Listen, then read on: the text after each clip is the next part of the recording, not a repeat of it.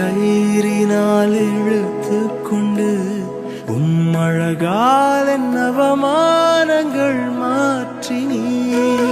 தீராத தயவினால் தழுவிக்கொண்டு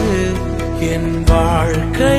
ஆதாரமாய் மாறினே என் அருகில் இருந்த ரூபம் நான் பார்த்து